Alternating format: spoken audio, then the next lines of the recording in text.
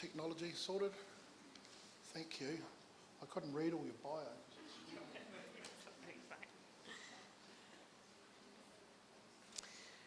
Tuia te rangi, tuia te papa, tuia nā kōrero, tuia nā wānanga. Kia mau, kia ita, kia kuru pounamu te rongo, mo te oranga o nā mokopuna. Haumi e, hui e, tāe ki e. Ko tēnei taku mihi ki ngā mana whenua o tēnei rohe. Ki tō awa, moana, nāhere, wāhi tapu, tō taonga me tō whānau mokopuna katoa. Nei rā te mihi kia koutou katoa. Just get this going. Ki ngā tangata o ngā hoewha e hui nei I tēnei rā, ki te whakakaha tēnei kaupapa whakahirahira. Tēnā koutou, tēnā koutou, tēnā koutou katoa. Talofa lava, nisa bula, malo e lele, whakalofa lahi atu, namaskar, kia orana, ni hao, apakabar. It's a real pleasure to have the chance to be with you at this important symposium today. And can I just say how much I have already learnt from being here and listening today. I want to acknowledge this year of action on FASD that we are in, to give my tautoko to it, and to acknowledge the deep wisdom and mātauranga that sits in this room, in your whānau, in your hapori, your wider communities, and the ongoing mahi to see that Aotearoa that Salah just mentioned, an Aotearoa New Zealand that is free of FASD. This is achievable, and I think the discussions today show that this is possible. I want to acknowledge you, Andrew, and your team at Alcohol Health Watch for the work that you do and for bringing together this symposium. I also want to acknowledge all the supporting organisations as well, in particular Te Iho Tātai Arongo, FASD CAN Network. I also want to acknowledge Health New Zealand and the Public Health Agency for the mahi that you are doing to push along this work and to have enabled Matua Minister Shane Reti to make the announcements that he has made today. I also want to acknowledge the powerful start that we had to today, hearing from Matua Rawiri and the voices of whānau that he brings into the room with him, and also acknowledge you, Claire, for the voice that you brought into the room today and for your tireless advocacy and to establish FASD CAN. Ko wai o. Also just want to say, I really wholeheartedly embrace this kaupapa of this symposium. I think it's a really powerful one. Ko te FASD kei aho, e hara I aho. FASD is what I have, it is not who I am. And I think that is such a powerful and important framing for the conversations that we have been having, but also for the action that we continue. Ko wai o, no airani ko te rana me Indonesia o ku tipuna, I whānoa hou I te maroa te maunga o wai tākari, I tipu aki a hou I te kāinga o titerangi, I te taha o te awa o te whau. Ko te whanganui a tare e noho ana, ko Claire Indrawati Achmad tōku ingoa. Ko a hou te kaikomihana matua mō ngā tamariki. So I join you today as a person of woven heritage with an Irish and Scottish ancestry, mother, a father who hails from Jawa-Tenga, Central Java in Indonesia. A person shaped by my childhood here under the shelter of the beautiful Waitakere Ranges, and someone who's been shaped by growing up here in super diverse Tāmaki Makaurau. Someone who's dedicated my career to the betterment of others and of our world, and in particular the rights of children and young people, and now as Aotearoa New Zealand's Chief Children's Commissioner. In speaking with Andrew and the organisers of today, it was re-emphasised to me the important role that your community has held in working together with my predecessors, previous children's commissioners, to advocate for change on FASD. And I hope that it's clear in me being here today and the ongoing conversations that we continue to have and the work that we continue to do, that I continue to tautoko that work. You have my commitment as Chief Children's Commissioner that that support continues in those efforts in the service of our mokopuna. I believe that there are many ongoing points of connection that we can continue to explore and as yet untapped advocacy to do, and so I look forward to being a part of that. I was asked today to really focus on, I guess, reintroducing you to the work of Mana Mokopuna Children and Young People's Commission. And so that is mainly what I'm going to focus on today and wind up with a few whakaaro around children's rights and FASD. So in my work, I get to hear the aspirations, the moemoea of mokopuna around the motu. I also get to hear their challenges and frustrations, the ideas that they have for the future and their solutions for change. And I get to work closely with them as we shape that better future together. We also get to hear in this work from whānau, families, communities, hapori, the villages around our mokopuna, and we very much recognise that mokopuna exist within their whānau, their hapu and iwi, and that is where they thrive best. I then advocate independently to the government to bring forward the views and the aspirations and the need for change for and with our mokopuna. And this involves me turning up at Parliament all too frequently, laying down the wero in spaces like our select committees, meeting with people like the Prime Minister and ministers across the Crown to bring forward the things that need to change and the action that needs to be taken to shape a better Aotearoa for and with mokopuna. And some of the kaupapa that you may have heard me advocating on recently have been around calling for making ending child poverty an ongoing project of national significance, for us to collectively work to change the story on child abuse and maltreatment in our country, to focus on prevention in those important first 2,000 days of a child's life. 2,000 years, well, we're really going high here. For us to be taking preventative, therapeutic approaches in our youth justice space, and also for oranga tamariki to not be pulling the safety nets from communities by taking away important funding for the services that supports whānau to be strong and to help mokopuna to thrive. The work that we do builds on over 30 years of children's commissioners in our country, and in my role now I get to also chair Mana Mokopuna Children and Young People's Commission. We are an independent Crown entity that was set up last year, and we pick up the rākau from the former office of the Children's Commissioner. I want to acknowledge my amazing board colleagues who sit alongside me, and today here we have Renelle Baker. I want to acknowledge you, e hoa, for your tireless mahi and also your leadership in the whaikaha space and how important that is. Our mandate is a really clear one. We exist to advocate for and with mokopuna. That's all children up to the age of 18 in our country and all rangatahi up to the age of 25 who are in or have been in the care of oranga tamariki or in our youth justice system. We advocate for children's rights.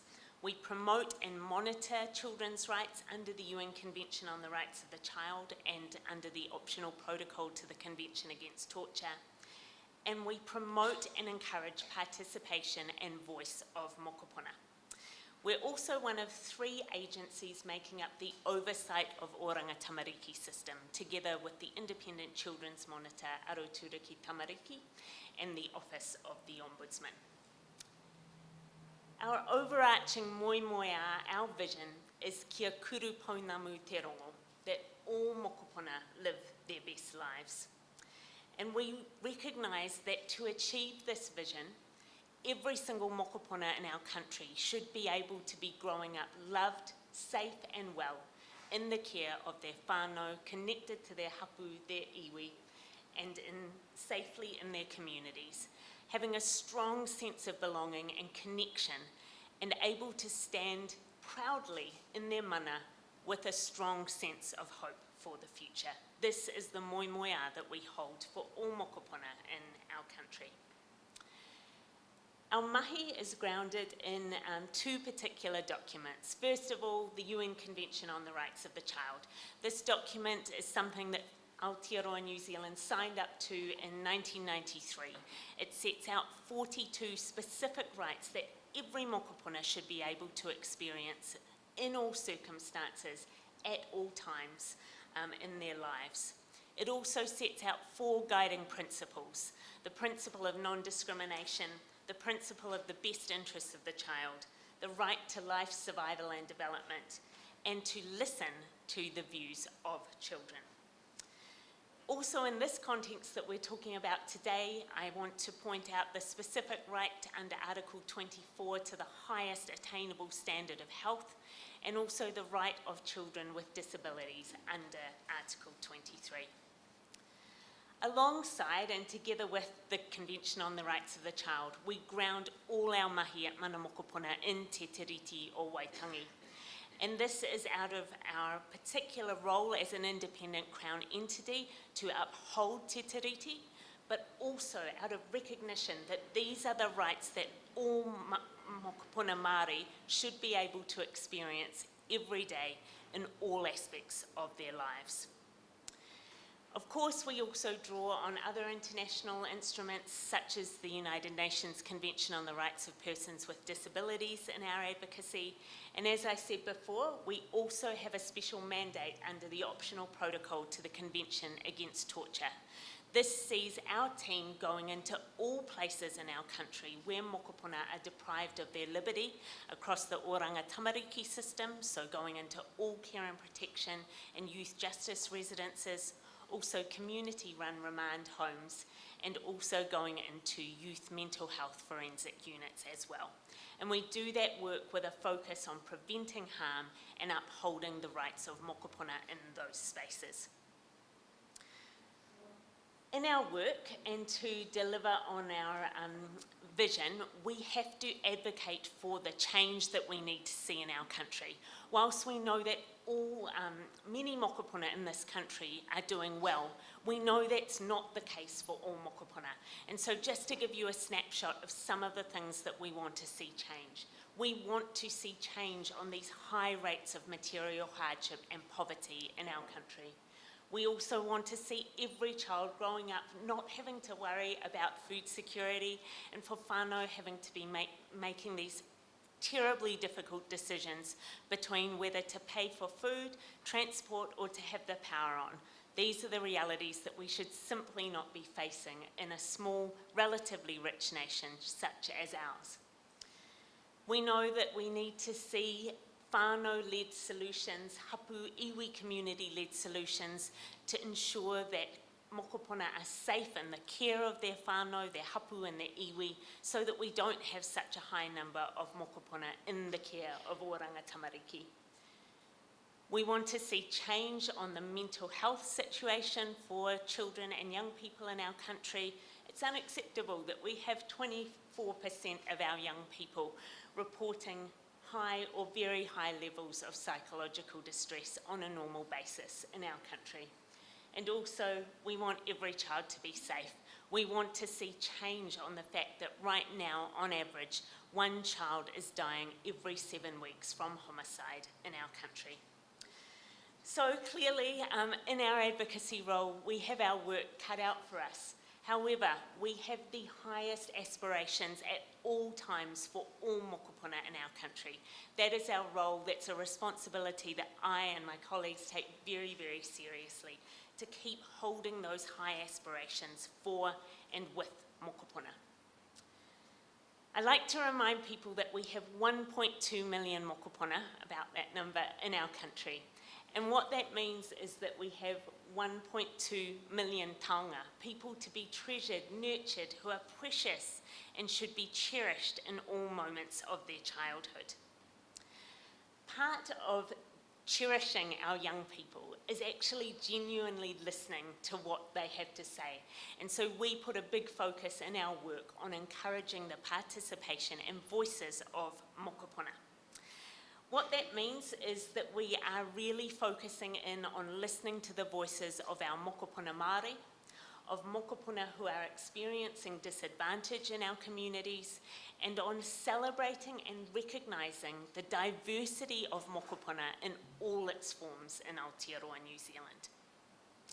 It also means that I do a lot of listening in my work.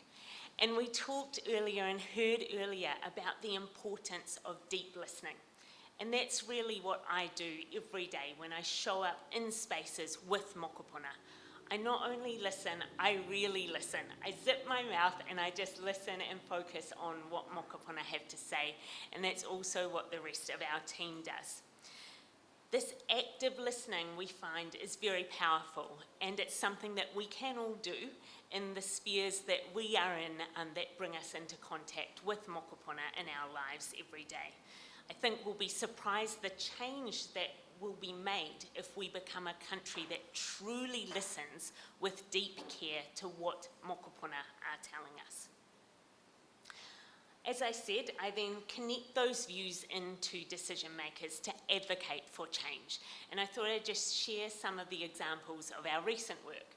So this was a report that we did around mokopuna experiences of racism. And the title of the report comes from a mokopuna themselves. It's very clear. Without racism, Aotearoa would be better. This report, you can find it on our website, brings forward the unfiltered views of mokopuna Māori, mokopuna Pacific, resettled and refugee mokopuna. And the most powerful part of the report, aside from the experiences of racism that they talk about, is the solutions for change that they lay out, very practical solutions for change.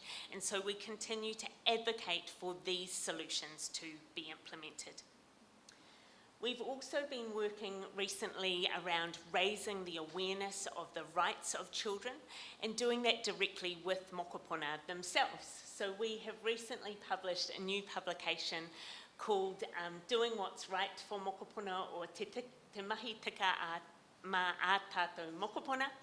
And what this publication brings forward is a children's friendly version of the UN Committee on the Rights of the Child's concluding observations from last year, which are the things that the UN Committee is telling the New Zealand government need to change if we are serious about children's rights in this country. So we designed this document together with mokopuna to make it engaging for other mokopuna. Again, you can find it on our website. In an ongoing way as well, we're also asking mokopuna one big pātai, and this is I tō ao he ahana mea nui. In your world, what matters most? And so we've been hearing answers from mokopuna around the motu on this pātai for the last year, and I just thought I'd share some of the postcards that mokopuna send to me to tell me what matters most in their world. Things like family and friends, that is the most common thing, whānau, friends, that comes through. The importance of showing kindness to tamariki and acknowledging one another and our community.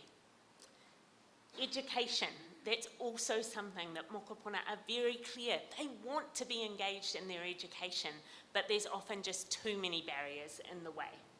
This mokopuna talks about the fact that education can help for future generations. Being kind, that comes through a lot, and I really believe that this generation of mokopuna coming through are the aroha generation, the kotahitanga generation. They are the ones who are leading us to that better place forward. And this mokopuna tells us having a roof over your head, having family, and stopping family violence. The wisdom that we hear from mokopuna is huge, even young mokopuna such as this, who's 9 years old. And this mokopuna tells us again, family is the most important because they have my back and because I love them. It was important today that I brought into the room with me these direct voices of our mokopuna because I believe they are the voices that we all need to hear and we all need to listen to. As a result of what we've heard from mokopuna, this has helped us as an independent Crown entity to set our strategic direction. And so our strategic advocacy areas are shaped up, as you can see on this slide. The first area that we focus on is a strong start in life for all mokopuna, so that's a focus on those crucial first 2,000 days. We also focus on thriving families and whānau. That means no family living in poverty in Aotearoa. We want all mokopuna to be growing up safe and well. That means free of violence and all forms of abuse and neglect. It means good mental health, and it means for all children in the care of our state to be growing up safe and well in that care. And then the final strategic area that we focus on is participating in what matters to me. And the things that we have heard here from mokopuna have been the importance of participating in their sport and recreation, being able to play and just be a kid. The importance of connecting and being able to participate in their culture and their identity, and also to be able to take care of te taiao and to take action on addressing climate change. Coming back to the kaupapa o te rā, again, I just want to acknowledge all the work that has gone into getting to today. It has been work of decades, and I really want to reflect on those positive announcements from Minatareti today, but acknowledge the work that has gone in from communities, whānau, from hapu, from iwi, across the motu, to actually get to that point today, and that it has been a long time coming.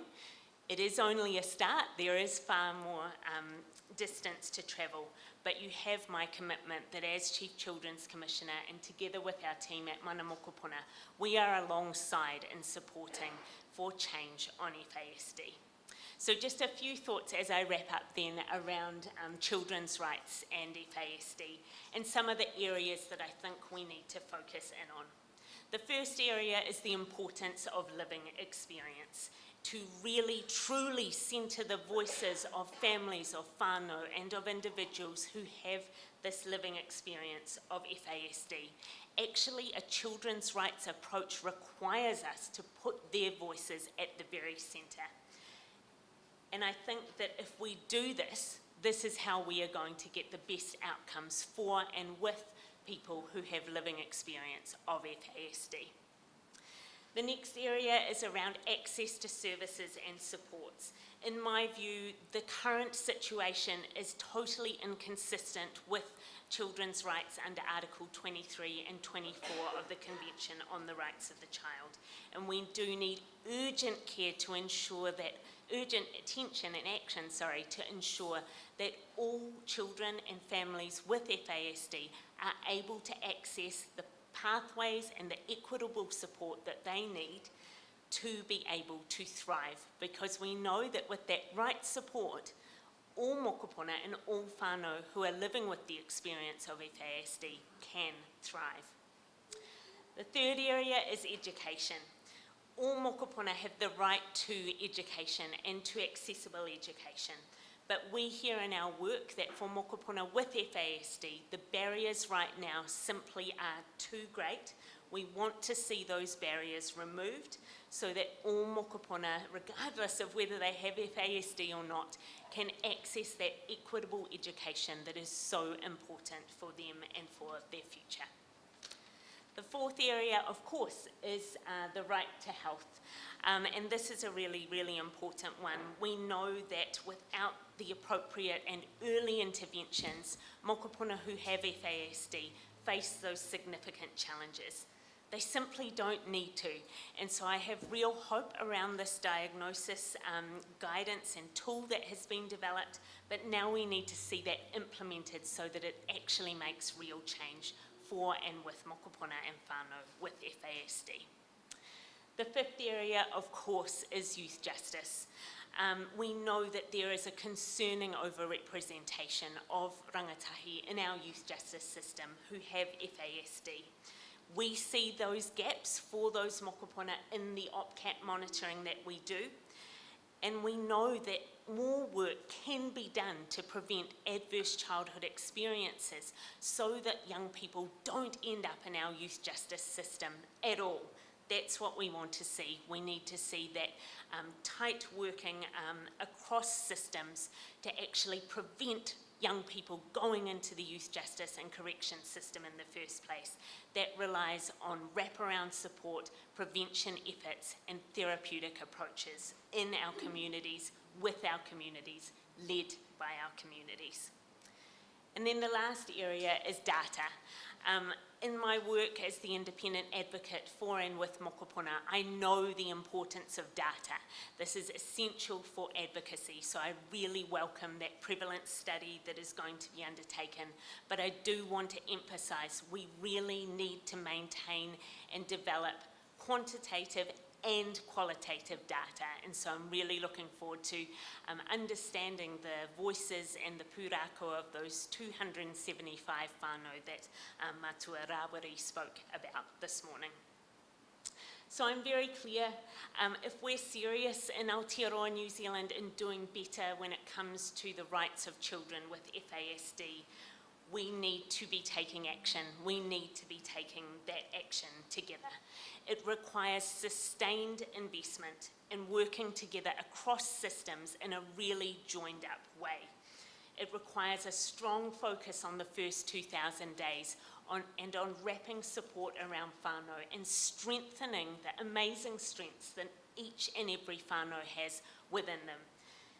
We also need to ensure that we are prioritising and supporting Māori leadership by Māori, for Māori approaches in this space, and actually in all spaces when it comes to the rights of mokopuna and whānau Māori in our country. As I said earlier, I hold the highest aspirations for and with mokopuna, and I just took a photo of this artwork that hangs on my wall. It was given to me by a 7-year-old at a community event earlier in the year here in Tamaki Makaurau.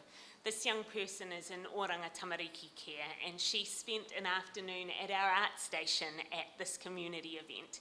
And she came up to me at the end of the afternoon and she quietly said to me, "I want you to take this with you. It's a reminder that everybody is perfect in their own way." And I think that's an important reminder to us in this kaupapa, that for all mokopuna, including those with FASD, all mokopuna truly are perfect in their own way. We need to have that ongoing hope. We need to work together for collective change. I believe that we can do it. I'm with you all the way, so please keep in touch.